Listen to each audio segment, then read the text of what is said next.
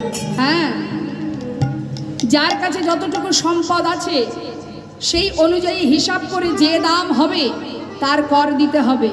তোমরা নিতুই নিতুই মথুরার হাটে বিক্রি কিনি করো, কিন্তু মহারাজের দ্বারে তোমরা কর দাও না।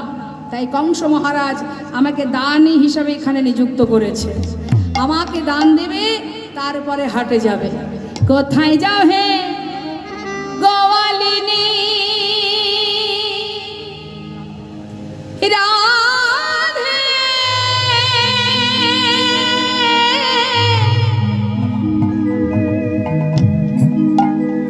ও হে বৃষধন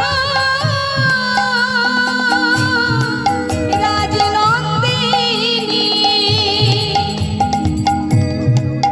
বলয় সময়ে চলেছ কোথায়, ও হে রাধে রাধে,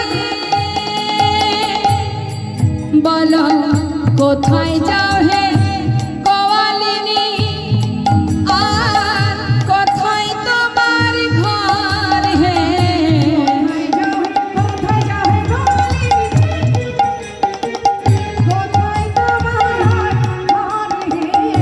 কিসের বসরা দাসী, কিসের আহা মাথারয় পহরে রে, আহা মাথারয় পহরে রে,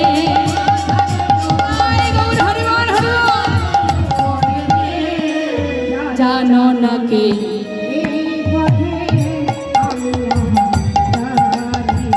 জানো না কে এই পথে। সখীগণ বলেন, শোনো, দান দিতে পারবো না, এখন যাচ্ছি মথুরার হাটে, ফেরার পথে দান দিয়ে যাব। কথাটা কি বললেন মা? আবার একবার বলছি।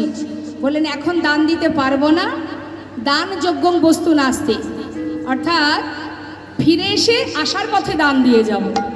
যেই না এমন কথাটা বলেছে বাবা, গোবিন্দ বলেন যাওয়ার সময় সবাই কথা দিয়ে যায়, একবার চলে গেলে আমার কথা কারোর মনে থাকে না। তাই আজ আর ছাড়বো না, আগে দান দেবে তারপরে যেতে দেব। একথা কিন্তু সত্য। আমরা আসার সময় সবাই কথা দিয়ে এসেছিলাম যে ভবের মাঝে মনুষ্যকুলে জন্ম পেলে তোমার নাম ছাড়া আর কিছু করব না। আসার পরে মায়ার সংসারে এমনভাবে জড়িয়ে গেলাম যে সবাই ভগবানের দাস না হয়ে মায়ার দাস হয়ে বসে রইলাম। তাই ভগবান বললেন যে যাবার সময় কথা দেয় সকলে, কিন্তু চলে গেলে আমার কথা কারোর আর মনে থাকে না। তাই সুন্দরী, আগে দান দেবে তারপরে যেতে দেব। সখীরা বললেন তোমাকে যে দান দেব, আমাদের কাছে তো এখন কিছু নেই।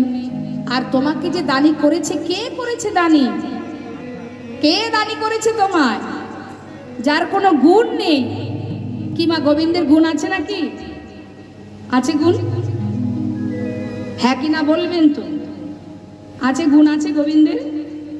আছে না? কিন্তু সখীরা তো অন্য কথা বলছে। বৃন্দাবনে ব্রজগোপীরা তারা কি বলছে?